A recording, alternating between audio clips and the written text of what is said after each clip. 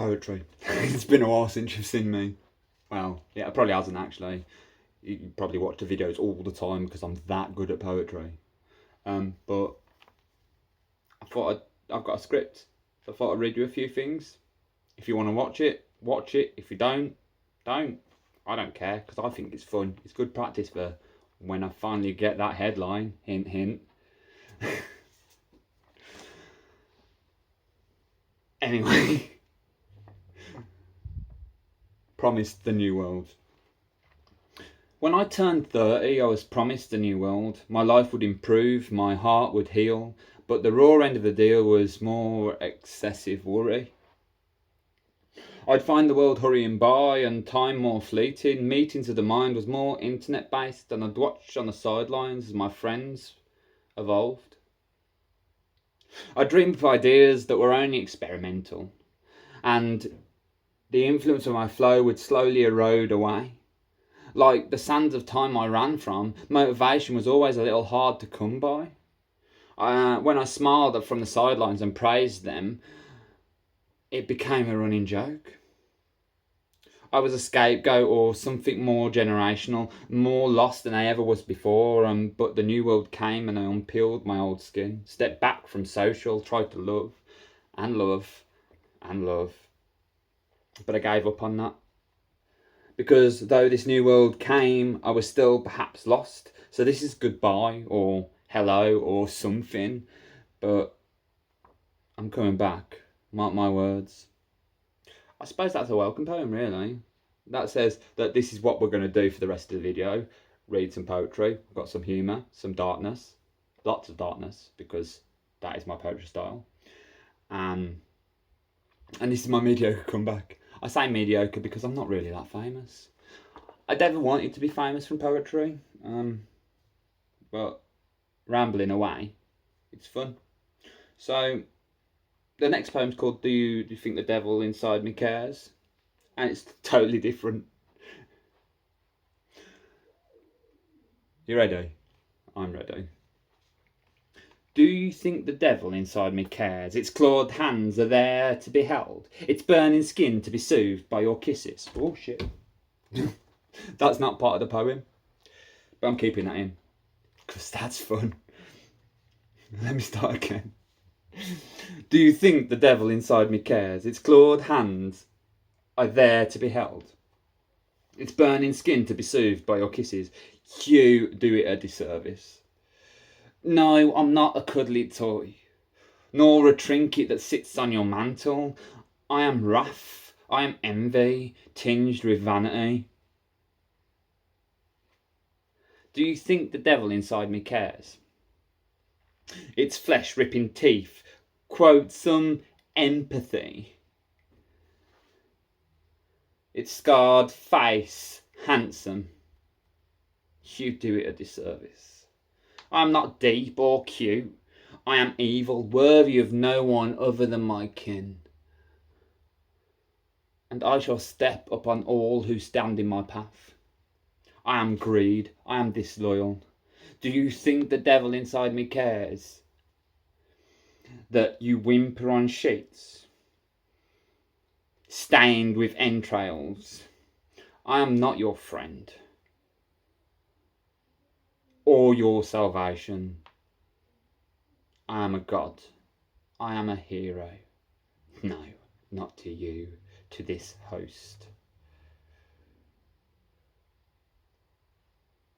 I'm the twisting blade in his spine, the crawling damp that held him captive. I am the devil inside.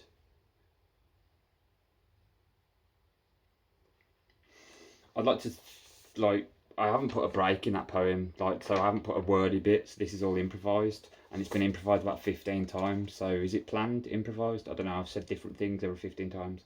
I like that poem, because it's like scary. The next poem is called It's Nights Like This. It's nights like this when the last crackle of the barbecue silence itself.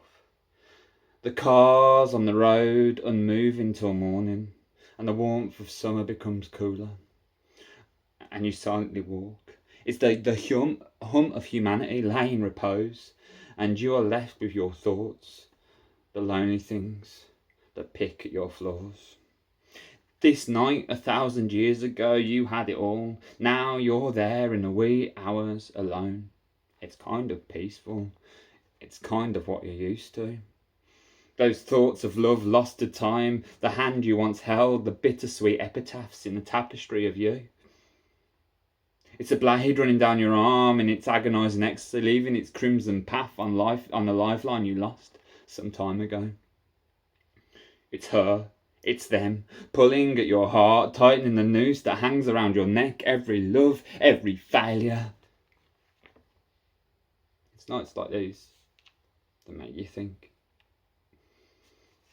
That's quite a dark poem, and I'm hoping that everybody got the message and didn't have a panic attack, and I'm sorry if you did. I will be putting warnings just because it's fair. But to lighten it up a bit, I could do us again. I could do us again, my love. Your hand held in mine, pictures of youth and age, staged in our living room floor. Adoration in spades, and you waited for me, almost if we were fated to be more than passers-by. I could do us again. Travel the world by your side, hide in our safe houses, make love in the bed that we belong to. Perhaps it's time to stop altering fate.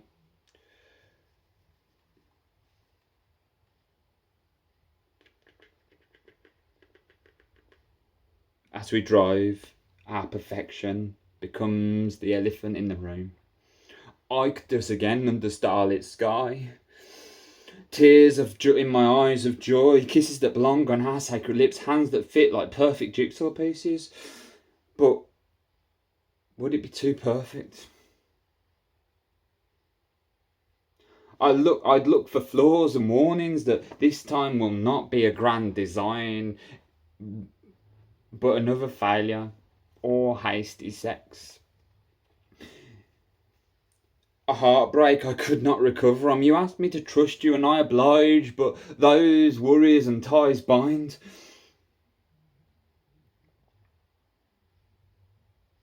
Could I do us again? Could I? I could do our perfect love. A happier me would be better than this.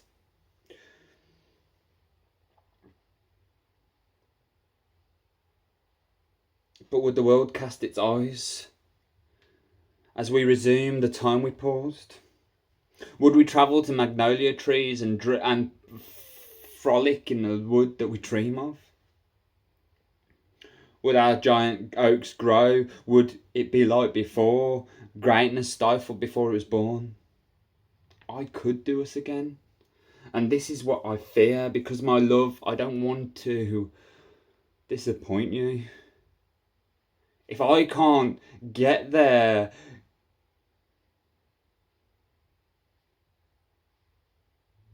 because you're my end game.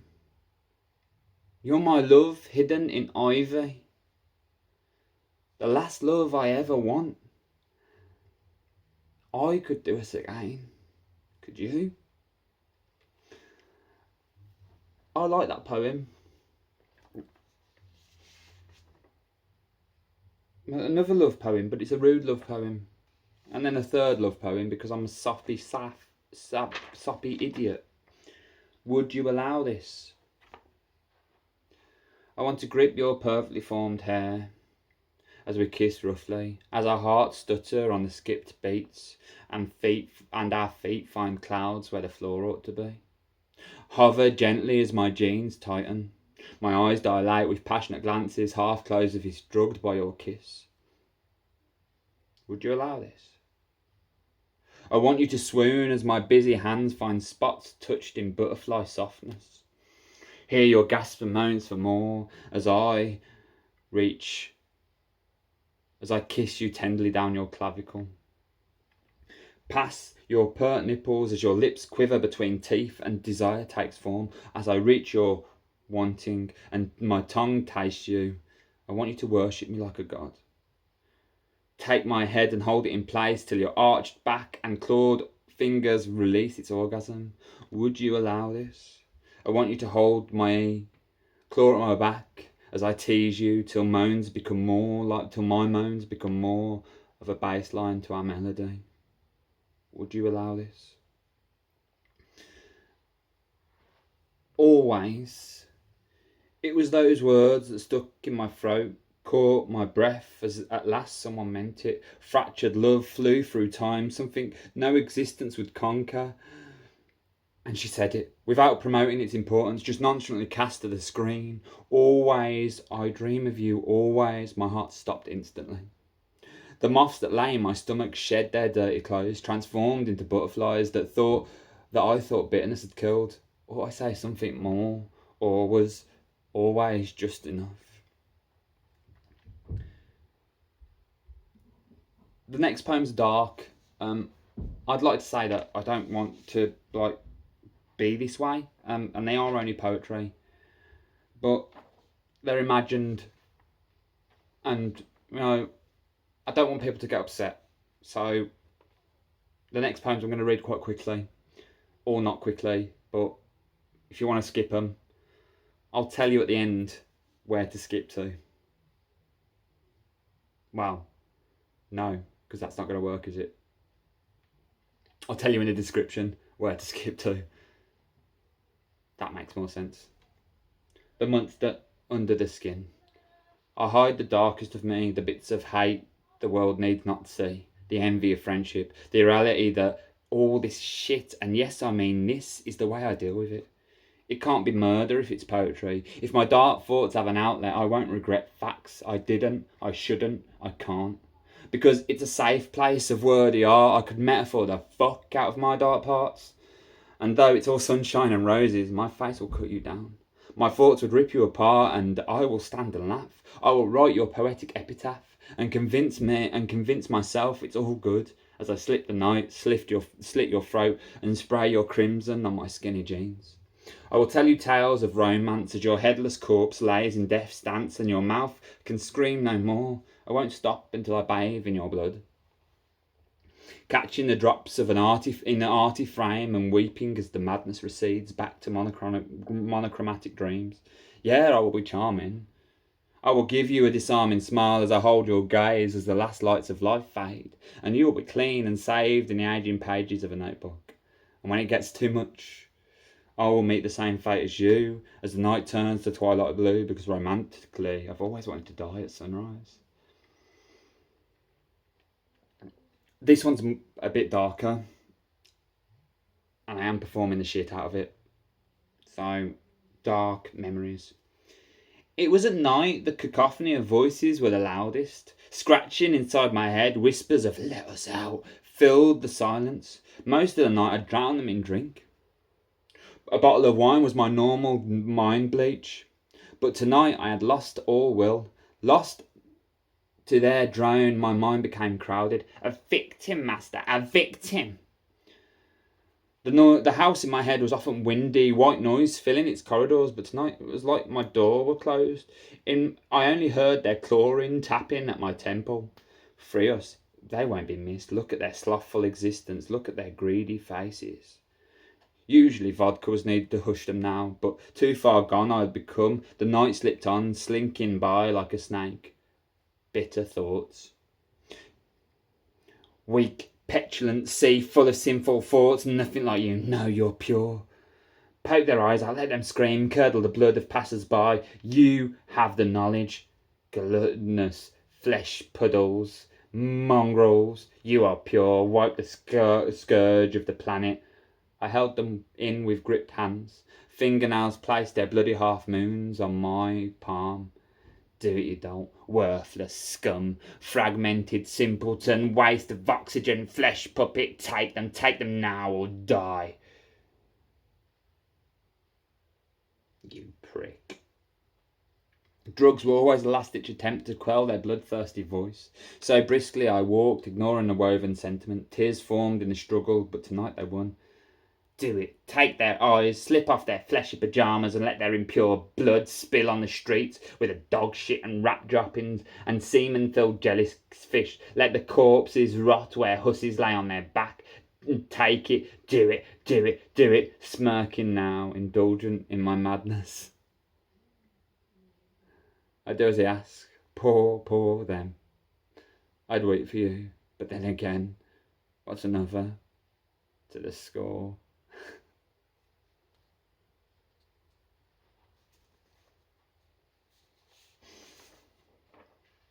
It does say, look, it says, perform the shit out of that.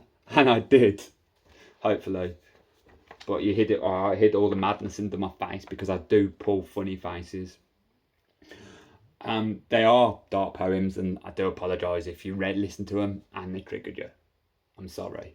But I don't think they should really, because there's not really anything that's bad in there.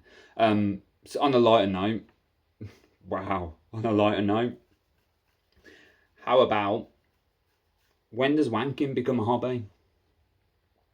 When does wanking become a hobby? When does playing with yourself become a hobby? When a group of you are wanking in a lobby, taking notes with following discussions as you're hiding your shame under a cushion. When Andrix are holding sponsored events while your trousers are making tents, you're documenting it so you can improve. Next time you'll hit the roof. And it's not just blokes that can play with themselves. Women are welcome too, because to become a hobbyist. Let's be honest, everybody's done it.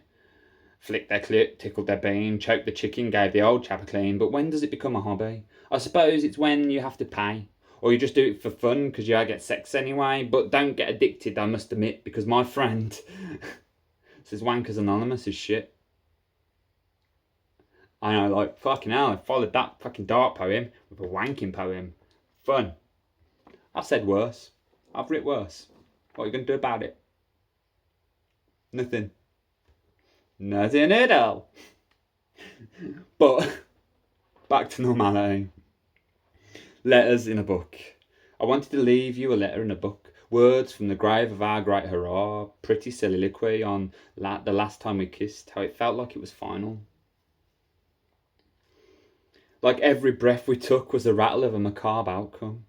But such folly became that of once upon a times. Lives were not romantic. Letters hidden in a book you wouldn't read. So exposed was the raw thoughts that I couldn't be what you wanted, only ever the needed to place your next chapter upon. Love like mine was as rare as letters in a book, pressed flowers in a once loved fairy tale, and tears from a unicorn. But it was those dream-like narcissistic lies that got us here after all. But still I wanted to place words and the yellowing paper still sits in a book I will give my last love. I like to encore the shit out of things, and I haven't quite reached 20 minutes yet, and 15 minutes is my longest. Another rude poem, so brace yourself. Not like that, filthy buggers. Tracing down nude skin like a secret kiss, her lips slightly parted, eyes covered in lust and desire, wanting a little more, but holding back from embracing her thoughts. How secret it all is. As I, the viewer, drank it in like fine wine or expensive gin. As if she can't see my passionate glances, read my almost palatable thoughts. I want her. I want her body close to mine, parts untouched for years, open up to blossom and swoon to the orgasm and devour the heart and soul. But first, I just watch. Teasing myself till unbridled lust takes over, till my heart can no longer beat without sweet, sweet, sweet sex filling the atmosphere. Moving my soul from this corporeal form to a world where blues are nullified. Anger fades and bliss takes its place, and a long kiss her face and I claim her.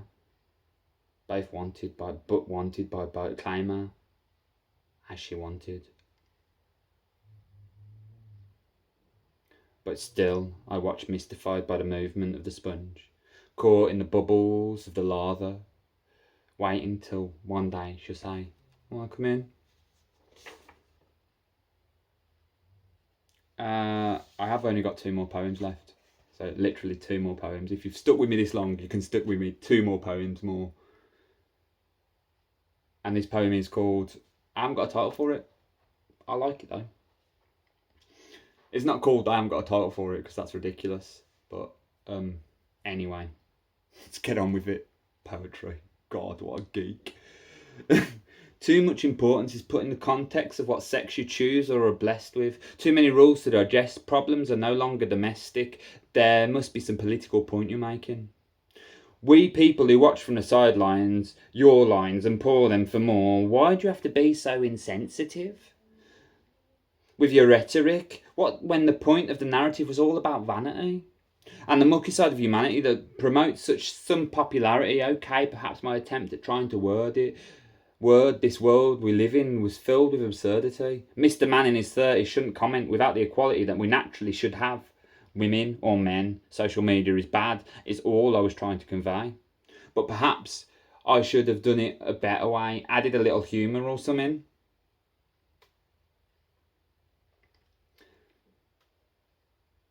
Perhaps thought it through, but when you see the world as I do, it's not easy because the world divided in what gender you choose confuses me.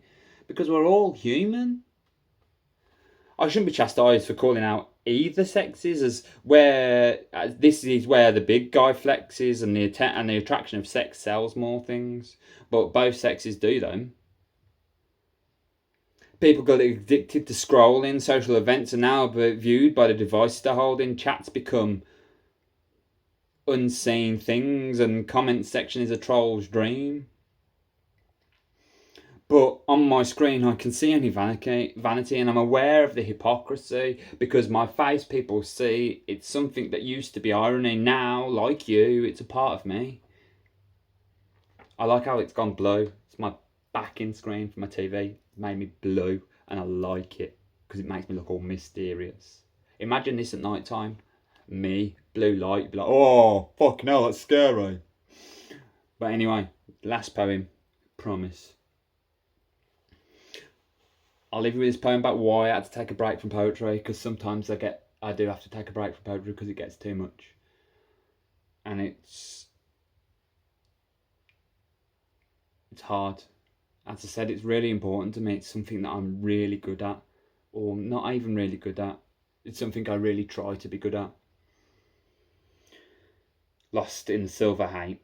You're a meaningless metaphor. With the beauty of death etched on your face, you are a misplaced word that don't quite fit, but its pronunciation is epic on my tongue. You swirl like hungover sick. Pick me apart in a desperate attempt to cling to meaning. You're fame hungry, gluttonous in its desire, a fireball that would consume the best but spew out the ash in its face of those that aren't good enough to join your group. Emo, hypocrite, woke human, dreamer. Yeah, you're everything I hate about poetry. But you are poetry. Shit. You are me. Thank you.